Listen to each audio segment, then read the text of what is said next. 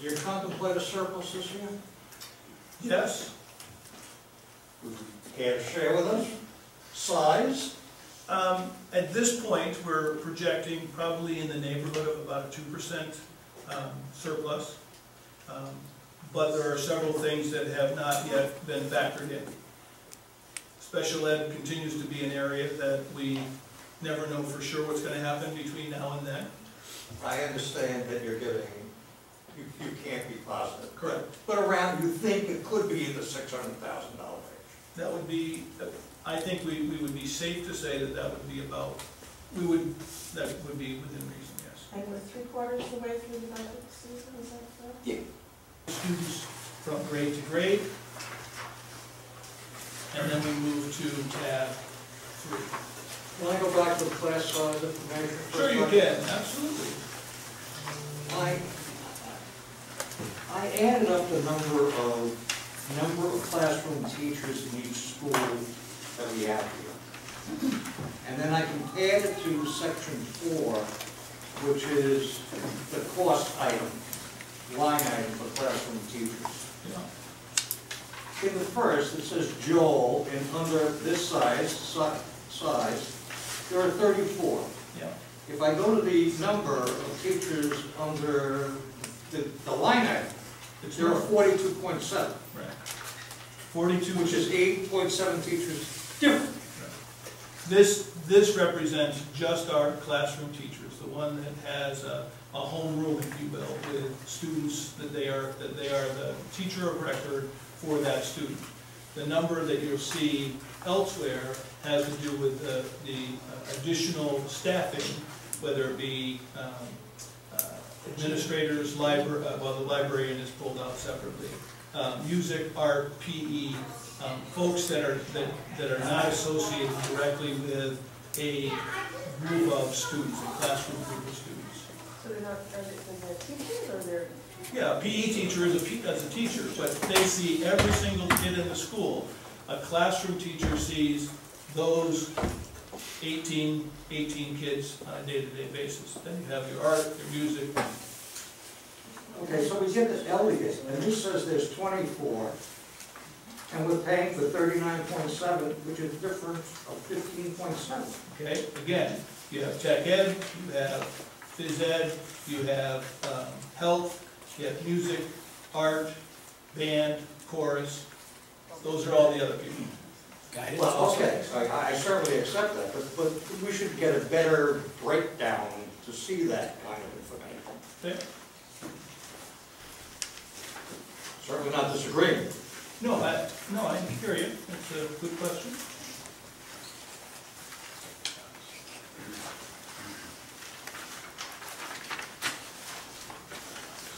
Okay, anything else on the class size predictions?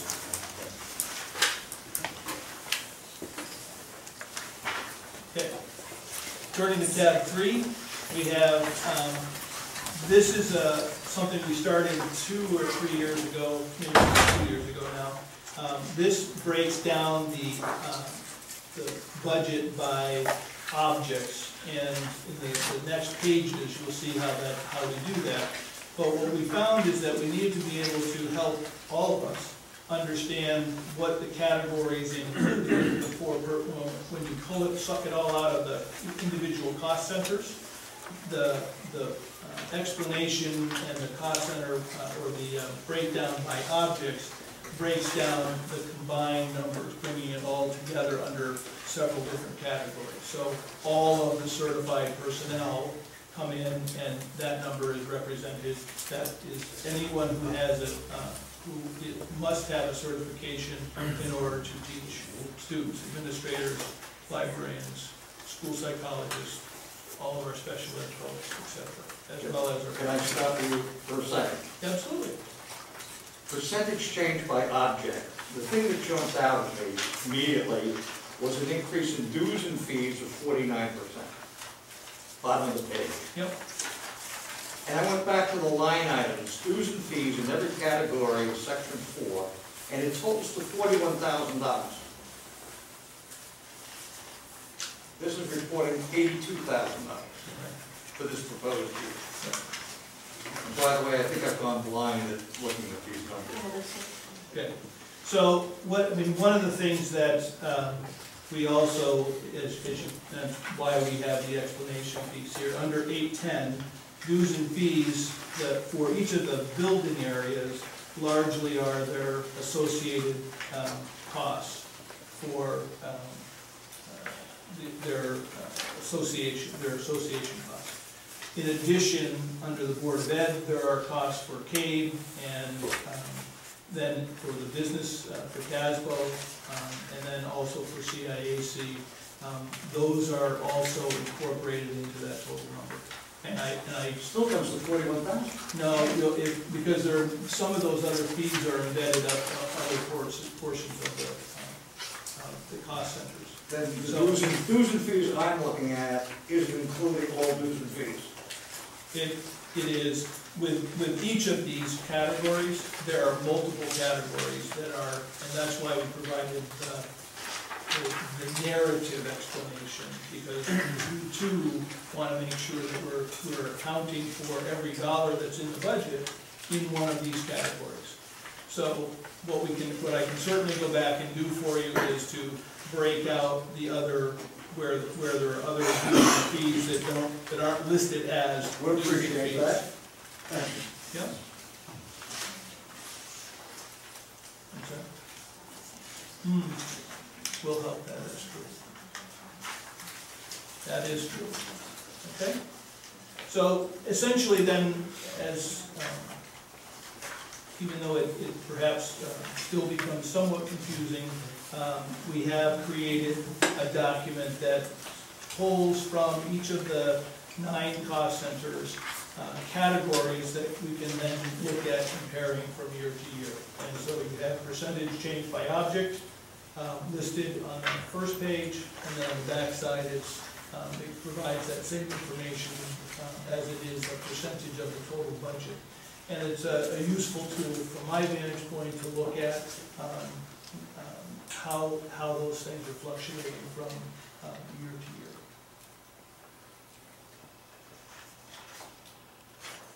Questions? Behind tab 4 is the breakout of the cost centers, line item by line item.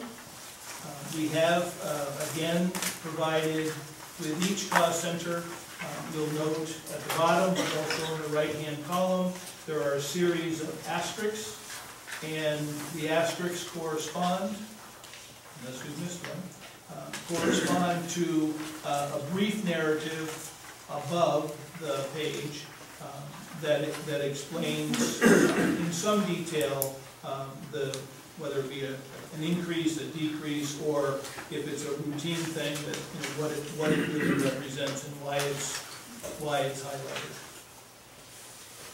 So essentially we have 9 cost center areas. I'm sure there are probably some questions about some of them, and I'll entertain those in a second. Behind tab 5, as we have in the past, we provided a list of the students who are identified special ed students who are placed outside the district, and this can be as a result of an internal process where, as part of the individual education plan and their particular needs and services, the team decides or makes a decision about where the best services, once they've identified the specific needs, identifies the services that are best suited to that student. These students can also be placed by virtue of a court order. The state sometimes, for students who are in foster care who are also identified special ed, oftentimes will also place these students. And so the only reason that, in some cases, between the courts and the state and through the foster system, could, either the foster parent or the biological parent could be, in fact, a resident in Clinton, and by virtue of the court involvement, or in the case of a foster student, they could be placed elsewhere, but will become our responsibility. So this gives you a breakdown of the programs, tuition costs, and transportation costs. The back of that page is the comparison that you've already walked through. Then your grant information, describe a copy of the final approved, if you will, or forwarded to the CDC capital budget. And then a document that was published in the Clinton events that I think provides some additional information about what we're all about and what we're striving for at this point in 2013-15. So, with that, I would like to thank the Board of Ed, our administrative team, the central office staff, the business office staff, and the special ed support staff for all their help in putting together this budget and support in bringing it to you this evening. And would entertain questions that you might have pertinent to this budget. And I thank you. I have a question. This was a year for a new bus contract, right? Yes. Has that been decided? It will go to the board on Monday. We have, the bid has gone out. We received 2 bids. The Budget and Finance Subcommittee reviewed the bids, and we will be making a recommendation to the board on Monday. Is there, so, Is that under cost center 811124, these contracts that have not yet been settled? No. No? No, we actually did include, based on some preliminary numbers in cost center 8.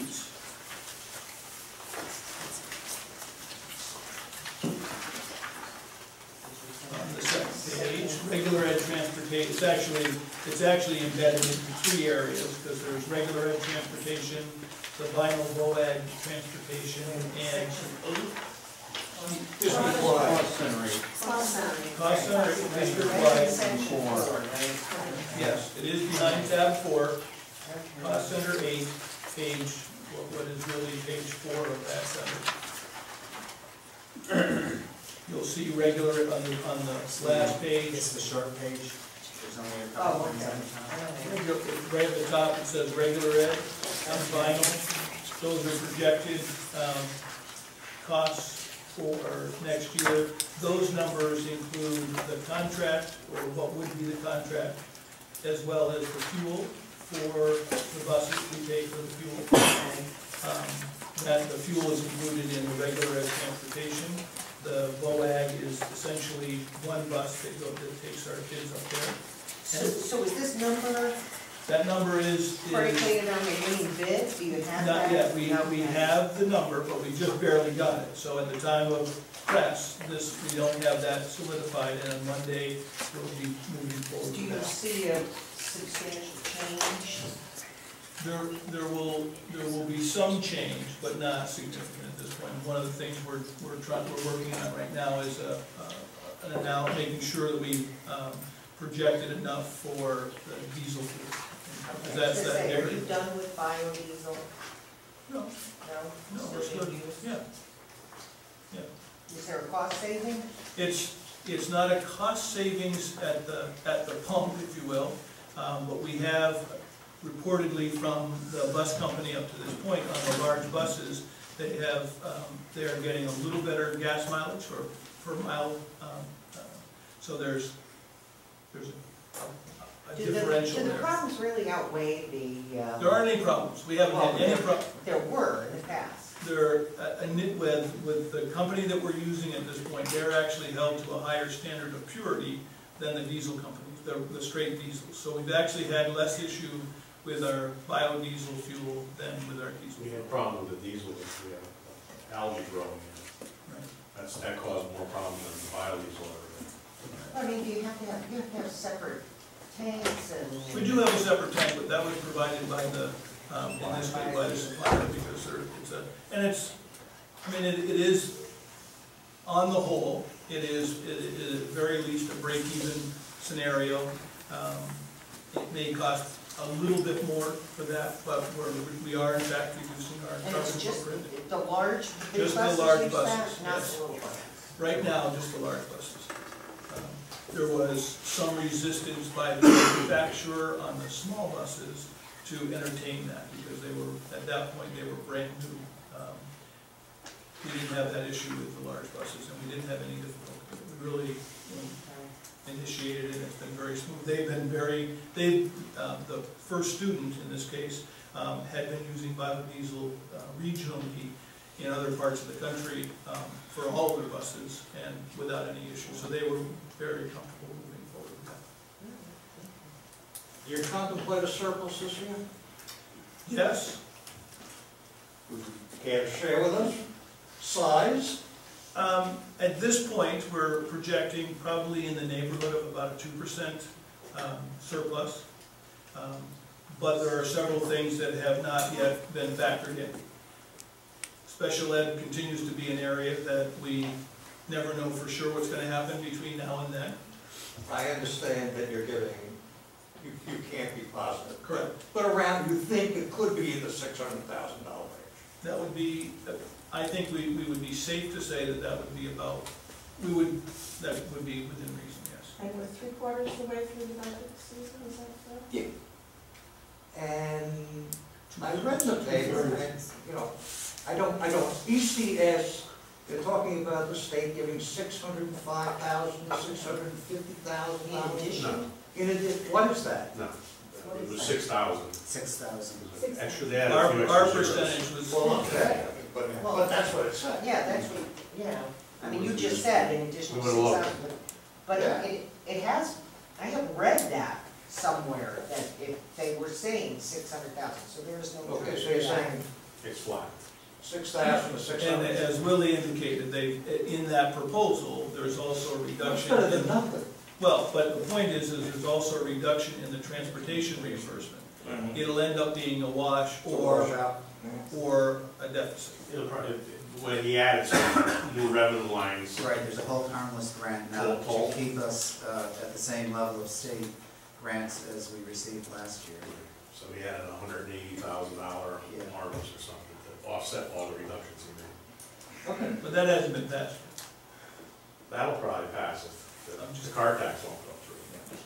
I have a good question on cost center 8. I just want to understand item number 25014, substitute calling, $15,000, no, wait, $10,000. What is that?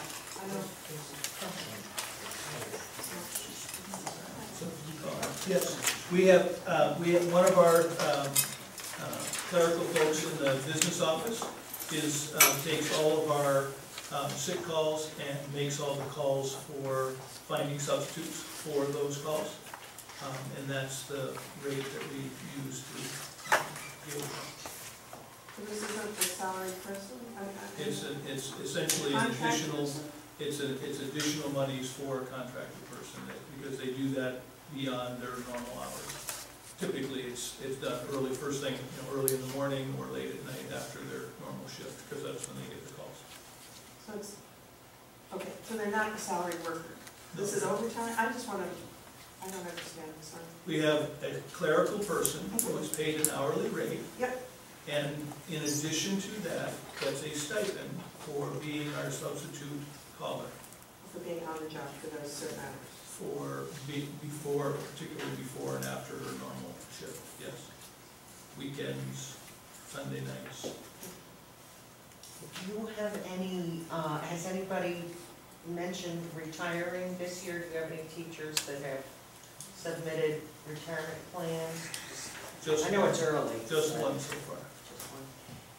And I know Willie has mentioned this several times, providing some sort of an incentive to find out early before the budget process goes through, if somebody's kind of on the fence. We've done incentive in terms of an additional professional day or personal leave day, so that one of the issues is always that they typically need to go visit somebody at the State Department of Ed to talk about what they need to do with regard to that. So we have added a day where they can take for, they can use it for however they want, but it's over and above their day. So that would be, yeah, just a general indicator to you. Right. We've also, by contract, we have pushed the date back so that it's for that, to create that incentive, so that they have to notify us by a certain time so that they are eligible for that day. So the intent is to try to, before December, or before the Christmas break, is if people are thinking that way, they would let us know. Have you seen any indicators of that? No, it's gotten worse. They want money. Well, I mean, but really, it has mentioned that several But times. part of what is they're looking, I mean, some of the folks have been looking for is some kind of early retirement buyout. And in most cases, those early retirement buyouts don't save us any money. And over the course of the last 3 years, part of our surplus has ultimately been as a result of the fact that we had 17 and then 14 in the last 2 years, teachers retire or move on. After the fact. After June 30th, after the budget's passed. Which is part of your surplus. Correct. Correct. Yeah, because these enrollment figures, each one is, they're the smallest classes in history consecutively. And these each. I have another question. Yeah, I don't have The degree change, unsettled contract, I guess, this, I don't know. Next year, It's the number that significantly big. Yeah, this is It's very large. Yeah. This year, you have a line item for 35,000. Next year, you're asking for 100,000 for Correct. that line. If Why you- is that? Well, that's a very good question, Carol. That's one for me. As you look in each of the other cost centers, you will notice that for the secretary line item and the paraprofessional line item, there is a 0% increase So this projected. their union is up for Both of those contracts are up for negotiation. secretary and And paraprofessional. actually, paras are in arbitration, we're in arbitration right now. Last year, we were supposed to have this settled, but we've headed into arbitration. So what we've done, rather than to, if you will, tip a number, we've compiled everywhere that would be unsettled. So our non-bargaining group, our terms of employment, because that has an influence on our bargaining groups, unfortunately, or fortunately. So those 3 areas, our terms of employment folks, our paras and secretaries, are all in the 0 for the 2013-14 projections. So we've kind of wrapped projection all up into that, and we don't know. We decided by June 30th? No, the secretaries won't for sure, because that'll go into the summer. We may have an arbitration award prior to June 30 for the paraprofessionals. It's always nice to know. I'd like to know too. I'd like to know too. I'm just curious, at this point in the year, your health insurance expenses through January 1st were $1.9 million. So throwing that through the end of the fiscal year would bring you to $4 million, conservatively. But you have budgeted for next year 4.8. Why are you adding on that extra? We didn't add on anything. Well, It's where does flat that funded. 4.8 figure come from then? There's, typically, the Board of Ed contributes about $800,000 to the self-insurance fund for dental and prescription drugs. Okay, yeah. Which is part of that. That's included in that, and that hasn't been made yet. It's Oh, usually done toward the okay, end of the all year. right, there you go. Jeff, what are your graduation rates? Have they changed? In terms of, High school. yeah, I can't quote you off the top of my head what last year's was, but we continue to be in the high 70s, 80% of our student population who start graduate. Within, I think it's higher. There's 2 different numbers that the state looks calculating, the 4-year cohort and the overall The graduate. overall graduate. So the 4-year cohort, I think, is a little lower because of the time numbers they put, but the overall is higher, but I couldn't quote what it is. But we can get that for you. I just don't have it off the I top of just my head. wondered, I mean, because, you know, in looking at, you have these charts of your student Projected population enrollment, enrollments. I just wondered if, I just wondered how, what those numbers might be in terms of the success of getting students in the door and then with a diploma in hand. We can certainly provide you with that, those two differentials in that regard.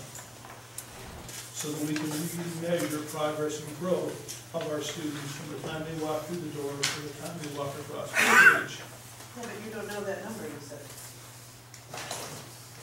How many people come through the door? I don't have that number off the top of my head, but I know that we have a program in place so that as kids are progressing, we would be able to measure against these guidelines and tools.